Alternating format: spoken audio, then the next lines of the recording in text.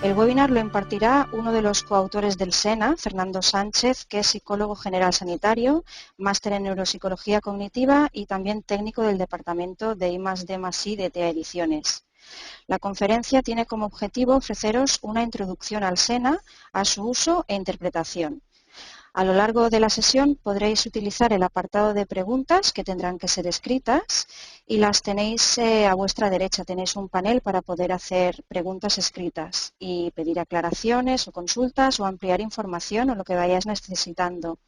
Desde el equipo organizador las iremos respondiendo a lo largo de la sesión y dejaremos para el final aquellas que sean más repetidas o las más significativas para que las responda directamente Fernando. Todas aquellas que no se puedan contestar hoy en directo las iremos respondiendo por email en los próximos días porque todos vuestros comentarios quedan registrados. Para finalizar, os recordamos que tenemos un hashtag activo en Twitter para que podáis comentar, preguntar o decir lo que queráis sobre esta sesión, que es #webinartea. Así que le doy paso a Fernando. Fernando, cuando quieras, te escuchamos. Hola, muchas gracias, Eva. Hola, buenas tardes a todos los asistentes. En primer lugar, quiero agradecerles a todos ustedes que hayan decidido compartir su tiempo con nosotros para aprender un poco más juntos acerca del SENA, el Sistema de Evaluación de Niños y Adolescentes. También quería enviar un saludo especial a todos los profesionales que nos están acompañando desde distintos países de América. Un saludo a todos ellos. Y sin más preámbulos, vamos a comenzar con el webinar. Aquí pueden ver ustedes un índice de la presentación de los distintos temas que vamos a ir abordando a lo largo de la sesión. En primer lugar, vamos a ver un primer bloque, una descripción general del SENA, donde veremos su estructura, las escalas que contiene, distintos aspectos para hacernos una idea de cómo es el SENA. En un segundo bloque vamos a ver un poco ligeramente, pero no quiero dejar de hacerlo, cómo se aplica, cómo se corrige y cómo se interpreta el SENA, para tener una idea general del uso del instrumento. Y en tercer lugar, vamos a ver, en un tercer bloque, vamos a ver todo lo que hemos visto en los primeros bloques pues, de una forma práctica a través de un caso ilustrativo, donde veremos cómo se interpreta un perfil de resultados y también, si nos da tiempo, espero que sí, ver cómo podemos proceder para hacer la integración de las distintas fuentes que proporcionan información. Vamos a proceder ya con el primer bloque, con la descripción del SENA. Les recuerdo de nuevo que pueden participar durante la sesión a través del hashtag que pueden ver aquí en pantalla. Bueno, el SENA, el Sistema de Evaluación de Niños y Adolescentes, es el resultado de un proyecto de investigación que ha durado más de 5 años, en el que ha colaborado estrechamente pues, el Departamento de I+D+I de TEA Ediciones y un equipo de profesores de la UNED, de la Universidad Nacional de Educación a Distancia de aquí de España. Los autores son los que pueden ver ustedes ahí: Irene Fernández Pinto, Pablo Santamaría, yo mismo, Miguel Ángel Carrasco y Victoria del Barrio. ¿Qué es el SENA? Bueno, pues el SENA es un conjunto de herramientas diseñado para evaluar los principales problemas emocionales y conductuales de la infancia y de la adolescencia.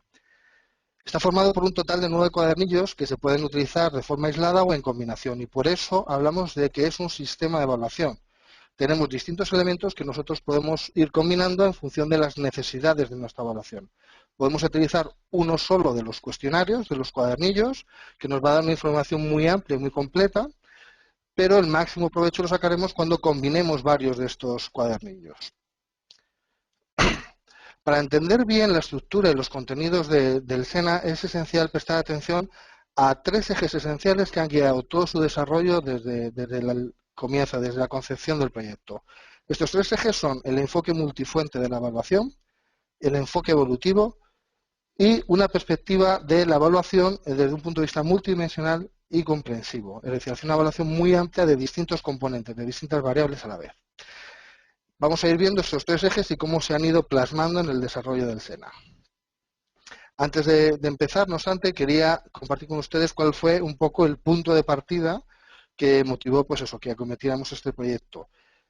Cuando pensamos en crear una prueba como el SENA, fundamentalmente teníamos en mente una situación muy concreta, y es el desafío al que se enfrentan los profesionales que están en su despacho, en un centro educativo, o en su clínica, o su gabinete psicológico, y de repente pues llega un niño, un adolescente del que apenas tenemos información, y ya desde un primer momento tenemos que empezar a tomar decisiones, empezar a orientar el caso, y en el fondo lo que tenemos que empezar a hacer es a responder 2 preguntas.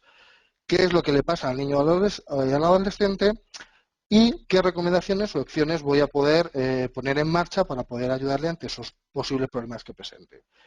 Para responder a estas dos preguntas, está claro que lo que necesitamos es información.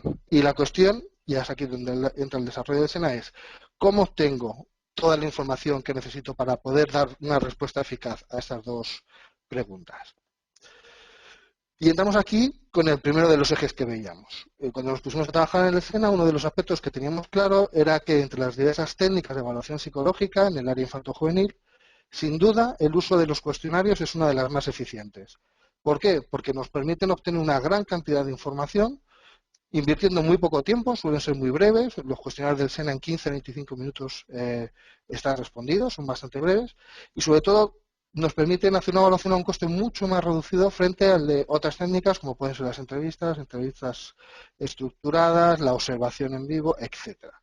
Este es un método muy eficiente. Además, teníamos claro que cuando el objetivo es la detección o identificación de problemas, contar con múltiples cuestionarios respondidos por distintos informadores nos permite dos cosas. En primer lugar, obtener una visión mucho más completa del perfil psicológico del evaluado y, en segundo lugar, realizar un rastreo mucho más amplio de la presencia de posibles problemas en los diferentes contextos o entornos donde se están manifestando. Si ustedes se preguntarán por qué es necesario contar con varios informadores que nos respondan, nos den información sobre un mismo niño. Bueno, pues para responder a esta pregunta, al menos hay que tener en cuenta siempre tres cuestiones esenciales. La primera de ellas es que cuando hablamos de psicopatología infantil y juvenil, tenemos que tener muy presente que las manifestaciones de los problemas de los niños suelen ser muy contextuales, suelen estar ligadas a un contexto concreto. Todos sabemos que los niños son muy contextuales, es decir, un niño que presente problemas puede presentarlos con diferente intensidad y con distintas características en distintos entornos. Es decir, puede presentar algunos problemas en el colegio y no presentarlos en absoluto en la familia, o al contrario, hasta el punto de que pueden darse algunos casos de problemas específicos en uno solo de los contextos y no lo de demás. Por tanto, tendríamos que contar con distintos informadores que nos permitan buscar esos problemas allí donde se estén produciendo. También tenemos que ser conscientes del alcance limitado de los informadores, es decir, ni los padres, ni los profesores, ni el propio niño tiene toda la información que nosotros necesitamos para entender realmente cuál es el problema. Cada uno de ellos tiene una parte de la información, pero para completar el puzzle tengo que contar con todas las piezas, tengo que juntarlas. Por eso tengo que ir a buscar a varios informadores. Y también tenemos que ser conscientes de que no todos los informadores tienen acceso al mismo tipo de información. Unos tienen un mejor acceso a determinados tipos de información y otros a otra. Por ejemplo, los profesores pueden observar perfectamente cómo es el comportamiento del niño con otros niños, cómo se relaciona con ellos, cómo se integra, cosa que a veces a los padres les puede costar más porque ven a sus hijos en otro contexto más restringido donde no hay tantos niños. A su vez, los padres son muy buenos informando muchas veces de los problemas emocionales que perciben los niños de un contexto mucho más íntimo, como puede ser el familiar, y esos aspectos el profesor no los puede conocer. Y por último, por supuesto, todos los pensamientos, todas las preocupaciones, los estados emocionales del propio niño, pues quién mejor que él para informarnos. Por tanto, es importante también contar con que cada informador va a tener acceso privilegiado a determinado tipo de información. Por eso en el SENA hemos apostado muy claramente por el enfoque multifuente. Hemos creado cuestionarios específicos para recoger información de la familia, para recoger información de la escuela y para recoger información del propio niño o adolescente a través de los autoinformes. De esta manera podemos conseguir con un conjunto de cuestionarios diferenciados la mejor información de cada una de las fuentes. El segundo de los ejes que ha guiado el desarrollo del SENA es el enfoque evolutivo, que tiene mucho que ver con la continuidad de la evaluación. Uno de los objetivos que teníamos claro al iniciar el desarrollo de la prueba era que fuera una prueba con un amplio rango de aplicación, desde los 3 hasta los 18 años. Cuando nos pusimos a trabajar, enseguida nos dimos cuenta pues, que esto entraña una dificultad, como ustedes se darán cuenta, pues no pequeña. Es decir, en primer lugar, porque en cada etapa, desde los 3 hasta los 18 años, en cada etapa los problemas son diferentes. Es decir, hay problemas que son relevantes en la primera infancia, como pueden ser los problemas de apego, que no suelen ser muy relevantes en los adolescentes. Y al revés, puede haber otros problemas, como los trastornos de la conducta alimentaria o el consumo de sustancias, que no van a aparecer hasta la adolescencia comúnmente. Por tanto, Estas diferencias tenían que plasmarse en el instrumento y se plasma a través de la selección de las escalas que hemos incluido en cada una de las etapas, es decir, de las variables de los problemas que evaluamos en cada momento. A su vez, teníamos que ser conscientes de que los problemas se manifiestan de una forma diferente en cada etapa, es decir, los síntomas concretos con los que se expresa un determinado trastorno no es igual en los niños más pequeños o en los adolescentes. Por ejemplo, la sintomatología de la depresión los más pequeños suele estar más relacionada pues, con la presencia de irritabilidad, problemas de conducta, etcétera, mientras que los más mayores aparecen más la alergia, apatía, otro tipo de cuestiones. Entonces, los síntomas concretos que deberíamos incluir en los ítems de las escalas de cada etapa también deberían adaptarse a este enfoque evolutivo. Esto plantea un reto entre el equilibrio de la adecuación y la homogeneidad, es decir, hasta qué punto estamos adaptando las medidas, las escalas para adaptarse al momento evolutivo, pero a su vez mantenemos la unidad y la homogeneidad asegurando que estamos evaluando el mismo trastorno, el mismo constructo. Para ello, en el CENA hemos desarrollado un conjunto de cuestionarios específicos para cada una de las etapas. Tenemos cuestionarios específicos para la etapa infantil, de los 3 a los 6 años, cuestionarios específicos para primaria, de los 6 a los 12 años, y cuestionarios específicos para secundaria, de 12 a 18. De esta manera, con un único instrumento podemos cubrir todas las etapas. En cada una de las etapas se incluyen ítems y escalas específicas de esa etapa e ítems y escalas comunes al resto de las etapas. De esta manera logramos esta continuidad y aseguramos que cuando evaluamos depresión podemos evaluar depresión durante el resto de las etapas de las evaluaciones de seguimiento, etcétera. Es una continuidad de la evaluación muy destacable. Del cruce de estos dos primeros ejes, el enfoque evolutivo y el enfoque multifuente, obtenemos la estructura general del CENA. Como pueden ver ustedes, tenemos 3 cuestionarios para la familia, uno para cada etapa, etapa infantil, etapa de primaria y etapa de secundaria. 3 cuestionarios para la escuela, también para cada una de las etapas. Y en el caso del autoinforme también tenemos 3 cuestionarios, pero con una estructura un poco diferente. En el caso de los niños de 8 a 12 años y de 12 a 18, tienen un autoinforme, un cuestionario más tradicional, que ellos pueden leer y responder y anotar sus respuestas directamente. Esto para los niños de 6 a 8 años es algo difícil, porque no tienen la capacidad lectora ni la comprensión lectora suficiente como para responder ellos de forma autónoma a un cuestionario.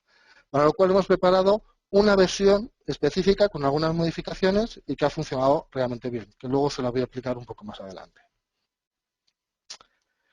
El tercero de los ejes a los que hacíamos mención es el enfoque multidimensional. Nosotros teníamos claro que queríamos que el SENA fuera un instrumento comprensivo, un instrumento que nos proporcionara una visión amplia de la persona evaluada, que nos permitiese ubicar sus problemas en un contexto amplio de funcionamiento, que nos permitiera entender bien realmente por qué estaban ocurriendo esos problemas. Para ello, decidimos incluir en la evaluación no solo los trastornos más prevalentes, como puede ser la depresión o el TDAH, aspectos que habitualmente son incluidos en este tipo de instrumentos, sino también apostamos por la inclusión de lo relevante. ¿Qué quiero decir con lo relevante? Son trastornos que no tienen una prevalencia muy alta, que suelen ser poco prevalentes, pero que cuando aparecen suelen tener un impacto muy grande en el nivel de funcionamiento del niño. Por ejemplo, el TOC, el trastorno obsesivo compulsivo o el estrés postraumático. Son, por suerte, trastornos poco prevalentes, pero que es cierto que cuando están presentes generan una gran desadaptación en los niños. Para cubrir este enfoque comprensivo multidimensional, el CENA incorpora más de 30 escalas dimensionales para captar la presencia de la sintomatología de diferentes trastornos, que ahora vamos a ver más adelante. Lo hacemos a través de escalas de frecuencia de los síntomas, donde les preguntamos pues, a los padres, a los profesores, al propio niño, con qué frecuencia se dan los síntomas que le estamos describiendo. Y aquí tienen ya aquí pueden ver las escalas de problemas que se incluyen en los distintos cuestionarios, en este caso los cuestionarios dirigidos a la familia y a la escuela.